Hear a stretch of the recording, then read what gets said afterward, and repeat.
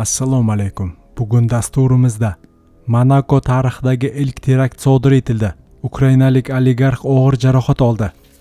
Rossiya Ukrainaning 3 ta yirik shahriga shafqatsiz hujum uyushtirdi. O'nlab qurbonlar bor. Putin Ukraina bilan muzokaralarni Minskda o'tkazishni taklif qildi. O'zbekiston aholisi 39 milliondan oshgani ma'lum qilindi. O'zbekistonda kuchli issiq bo'lish kutilmoqda. Erkaklar, tan oling, ba'zan telefoningizning quvvati siznikidan uzoqroq yetib qoladimi? Kayfiyat joyida, niyat joyida, lekin energiya yetishmayaptimi? Ayolingizni yana bir bor ko'nglini zabt etishni xohlaysizmi? Shunda ko'plab erkaklar tanlayotgan Vulkan haqida o'ylab ko'ring. Erkaklar salomatligini qo'llab-quvvatlash uchun mo'ljallangan mahsulot. Jinsiy quvvatingizni ham yuqori darajaga olib chiqadi. Va eng yaxshi yangilik hozir 30% chegirma. O'zingizga bo'lgan ishonchni yo'qotmang. Vulkan faol va ishonchli hayot sari qadam. Hoziroq buyurtma bering. Mahsulot yetkazib berish O'zbekiston bo'yicha bepul. Monako tarixidagi ilk terakt sodir etildi. Ukrainalik oligarx og'ir jarohat oldi. Kecha 29-iyun kuni Monakodagi turar joy binosida yuz bergan portlash oqibatida 3 kishi jarohatlandi. Davlat vaziri Kristof Mirman sodir bo'lgan voqeani knyazlik tarixidagi birinchi terrorchilik harakati deb atadi. Gap ehtimol terrorchilik harakati haqida ketmoqda, dedi Mirman. Uning so'zlariga ko'ra portlovchi qurilma tarkibida taxminlarga ko'ra boltlar va sochma o'qlar bo'lgan. Mening bilishimcha bu knyazlik tarixida bunday harakat sodir etilishi bilan bog'liq birinchi holatdir, deya qo'shimcha qilgan Mirman. Tergov ma'lumotlariga ko'ra portlash oqibatida asli ukrainalik bo'lgan 3 kishi jarohat olgan. Ular 50 va 60 yosh atrofidagi erkak va ayol, shuningdek 13 yoshli o'smirdir. Ularning uchalasi ham bir oila a'zolari ekanligi haqida ma'lumotlar bor. Portlashning 3 qurbonlaridan biri 1968-yilda tug'ilgan yirik ukrainalik oligarx Vadim Yermolayevdir, deydi surishtiruv ishlariga yaqin bo'lgan manba. Uning qo'shimcha qilishicha, portlashning ikkinchi jabrlanuvchisi oligarxning turmush o'rtog'i bo'lgan. Ma'lum bo'lishicha, ikkala katta yoshli insonning ham ahvoli og'ir deb baholanmoqda. Shu bilan birga 13 yoshli bolaning ahvoli barqaror. Ukraina nashrlarining yozishicha, Vadim Yermolayev eng boy 100 nafar ukrainalik ro'yxatida 23-o'rinni egallaydi. 2019-yilda u Ukraina fuqaroligidan voz kechib, Kipr fuqaroligini olgan. Keyinchalik 2023-yilda Ukraina prezidenti Vladimir Zelenskiy Yermolayevga nisbatan shaxsiy sanksiyalar joriy etgan.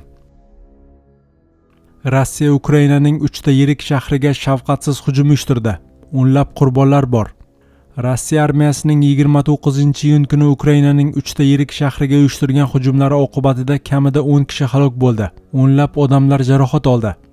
Mahalliy rasmiylarga ko'ra, zarbalar kun davomida ham davom etgan va qurbonlar soni oshib borgan. Bu haqda mahalliy rasmiylarga tayanib Reuters xabar berdi. Dnepropetrovsk viloyati gubernatori Aleksandr Xanjaning ma'lum qilishicha, Dnepr shahriga berilgan raketa zarbasi oqibatida 6 kishi halok bo'lgan. Yana 29 kishi jarohatlangan. Uning so'zlariga ko'ra, hujum natijasida korxona, maktab, xususiy uylar va avtomobillarga zarar yetgan. Ukraina prezidenti Vladimir Zelenskiy Rossiya raketa zarbasi shahar infratuzilmasini nishonga olganini bildirgan. Rossiya Dneprga infratuzilmani nishonga olgan holda raketa zarbasini berdi, deb yozgan Zelenskiy X ijtimoiy tarmog'ida. U qutqaruv ishlari davom etayotganini ta'kidlab, Yevropa o'zining ballistik raketalarga qarshi mudofaa tizimlari va raketalarni rivojlantirishni jadallashtirish zarurligini qayd etgan. Kechki video murojaatida esa Ukraina rahbari barcha hujumlarga javob qaytarilishini aytgan. Biz buni avvalo Rossiya davlat tizimi va uning urushni cho'zish imkoniyatlariga ta'sir qilish uchun amalga oshirmoqdamiz, degan Zelenskiy. Shuningdek, Zaporojye shahrida Rossiya droni mikroavtobusga zarba berish oqibatida 2 erkak va 1 ayol halok bo'lgan. Yana 8 kishi, jumladan 7 yoshli bola jarohat olgan. Keyinroq yana bir dron avtobus yaqinida portlash natijasida 7 kishi, jumladan 2 nafar bola jarohatlangan.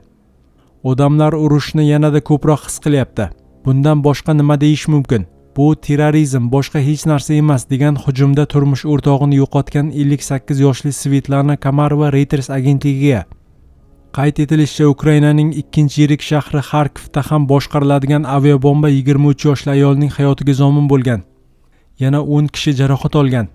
Shahar meri Yegor Terexovning ma'lum qilishicha, hujum oqibatida tramvay va 15 dan ortiq avtomobilga zarar yetgan. Putin Ukraina bilan muzokaralarni Minskda o'tkazishni taklif qildi. Rossiya prezidenti Vladimir Putin Ukraina bilan ehtimoliy muzokaralarni Belarus poytaxti Minsk shahrida o'tkazish mumkinligini bildirdi. Bu haqda Rossiya yetakchisi Butun Rossiya davlat teleradiokompaniyasi muxbiri Pavel Zarubinga bergan intervyusida ma'lum qildi. Uning aytishicha, agar tomonlar muzokaralar bosqichiga yetib kelsa, bu borada Belarus imkoniyatlaridan foydalanishi mumkin. Rossiya yetakchisining eslatishicha, 2022-yilda Rossiya va Ukraina o'rtasidagi dastlabki muzokaralar ham aynan Minskda boshlangan. Shuningdek, u Belarus prezidenti Aleksandr Lukashenko bahsli masalalarni tinch yo'l bilan hal qilishga qaratilgan har qanday tashabbusni qo'llab-quvvatlashga tayyorligini bildirganini qayd etgan. Ma'lumot uchun joriy yilning 4-iyun kuni Ukraina prezidenti Vladimir Zelenskiy Vladimir Putinga ochiq maktub yo'llab, mojaroni hal etish yuzasidan muzokaralarni 3-davlat Shveysariya, Turkiya yoki arab mamlakatlaridan birida o'tkazishni taklif qilgan edi. Zelenskiy Moskvada muzokara o'tkazishdan bosh tortgan.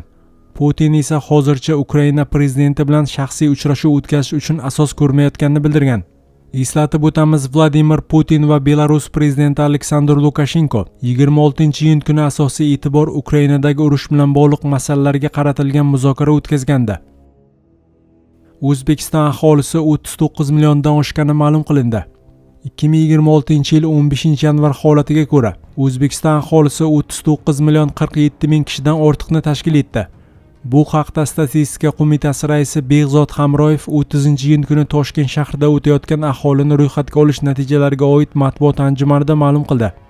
Daryo muxbirining xabar berishicha, tadbirda ro'yxatga olish bo'yicha dastlabki raqamlar ochiqlanmoqda. Xususan, respublikada mehnatga layoqatli aholi soni 21 million 730 ming nafardan ortiqni tashkil etdi.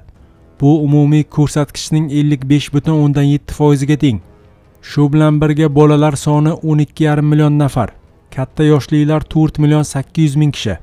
Aholi orasida o'zbek millatiga mansublar soni 34 million 900 ming kishini, ya'ni aholining 89,4%. O'z navbatida tojiklar 1 million 300 ming, qoraqalpoqlar 841 ming 400, qozoqlar 707 ming 300, ruslar 606 ming 500 kishini tashkil etgan. Shu bilan birga qirg'izlar 219 ming 100 nafar, turkmanlar 194 ming 700 nafar, boshqa millatlar 300 ming nafarni tashkil etdi. O'zbekistonda kuchli issiq bo'lish kutilmoqda. O'zgidromet ma'lum qilishicha, iyul oyi O'zbekistonda yilning eng issiq oyi hisoblanadi.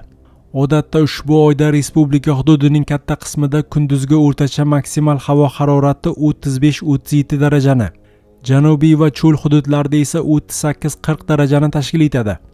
Sinoptiklar ma'lumotiga ko'ra, deyarli har yili iyul oyida havo harorati 40-42 darajagacha, ayrim shimoliy, janubiy va cho'l hududlarda esa 43-45 darajagacha ko'tariladi. Eng issiq yillarda esa harorat 47-50 darajagacha yetgan holatlar ham kuzatilgan. Bu yil iyul oyining dastlabki 5 kunida havo nisbatan qulay bo'lishi kutilmoqda. Kunduzi harorat 30-35 daraja, janubda 36-39 daraja atrofida bo'ladi.